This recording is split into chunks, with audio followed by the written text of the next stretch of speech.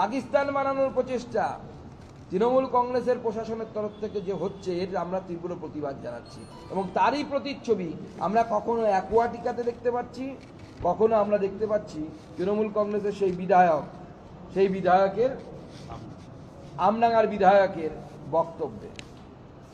আমরা দেখেছি যে কলকাতা হাইকোর্টের স্পষ্ট নির্দেশ থাকা সত্ত্বেও বিএলওদের নিরাপত্তার কোনো ব্যবস্থা করা হয়নি। তারপরে দক্ষিণ 24 পরগনা সহ হুগলি, উত্তর 24 পরগনা সরকারি দপ্তরে কিন্তু সংঘর্ষের মতো ঘটনা ঘটেছে। অর্থাৎ আমরা উত্তর 24 পরগনায় আছি, উত্তর 24 পরগনার বিভিন্ন বিডিও এবং এসডি অফিসে কিন্তু ঘটনা ঘটেছে, এই ধরনের হিংসাত্মক ঘটনা ঘটেছে, যা প্রমাণ করছে যে তৃণমূল কংগ্রেস বিএলওদেরকে ভয়ভীত করার চেষ্টা করছে।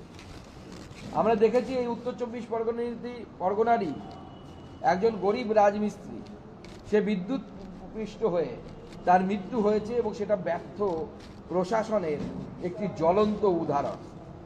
আমরা দেখেছি যে তোলাবাজির জুলুম সহ্য করতে না চাওয়ায় অকল্যান্ড যে জুট মিল, সেই জুট মিলের যে ম্যানেজার, সেই ম্যানেজারকে গিয়ে তৃণমূলের নেতারা এবং স্থানীয় যারা দাদা আছে সেই দাদাদের হুমকি চুমকি, তার ফলে অকল্যান্ড জুট মিল বন্ধ হয়ে গেছে।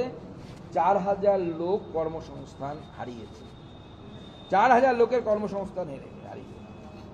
আমাদের এখানে এই বিভাগে এমন একজন বিধায়ক আছে, বিধায়ক না হিন্দি সিনেমার ডন বোঝা যায় না, মোটা সোটা বিধায়ক, গলায় মোটা সোনার চেন পরেন, বসিরহাটে গিয়ে কয়েকবার হেরে তারপরে এখানে এসেছেন, জিতেছেন।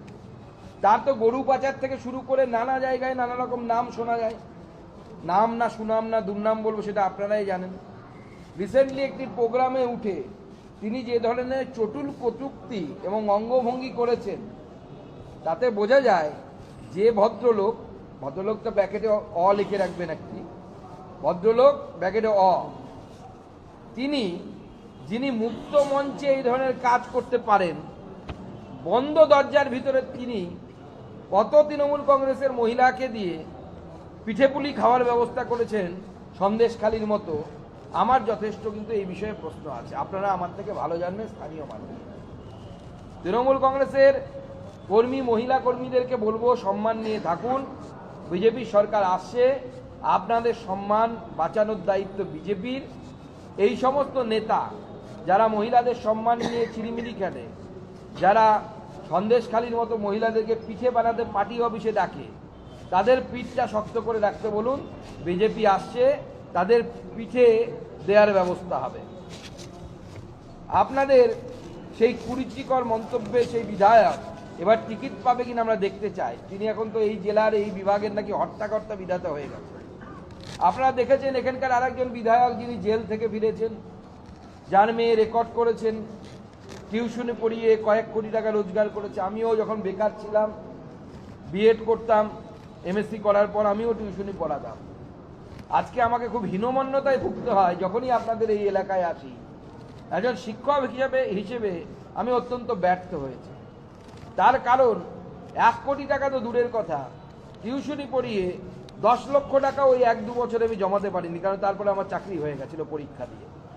এটা আমাদের জন্য দুর্ভাগ্যের বিষয় যে আপনাদের বিধায়কের মেয়ে এত ট্যালেন্টেড, তিনি টিউশনি পড়িয়ে তার অ্যাকাউন্টে কয়েক কোটি টাকা জমাতে পেরেছিলেন। আপনাদের এই বিধায়কের সুনাম আপনারা আগে থেকেই জানেন। তিনি ট্রাকে ভরে ভরে বর্ডারে চাল পাঠাতেন, যেই চাল রেশন ব্যবস্থায় যাওয়ার কথা ছিল। তার সাগরেদদের নাম একের পর এক উঠে এসেছে। আপাতত তিনি মনে হয় জামিনে মুক্ত।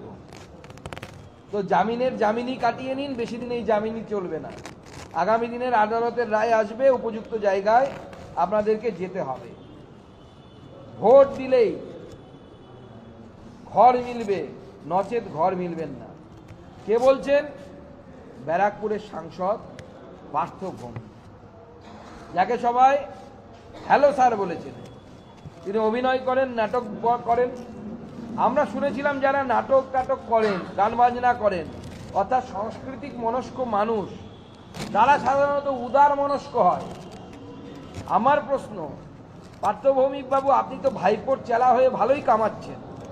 আমাদের কাছে খবর আছে দাদা বৌদির বিরিয়ানি থেকে শুরু করে বোমার কারখানা কোনোটাই তো বাদ দেন না, সব জায়গা থেকে মাল নেন। তো তারপরেও আপনার পেটে কে এমন লাথি মেরেছে যে গরিব মানুষকে একটু ঘর দেবেন, তার জন্য তাদের উপর সত্য চাপাচ্ছেন যে তৃণমূল কংগ্রেসকে ভোট দিতে হবে, না হলে পরে তাদের ঘর পাওয়ার কোনো অধিকার নেই।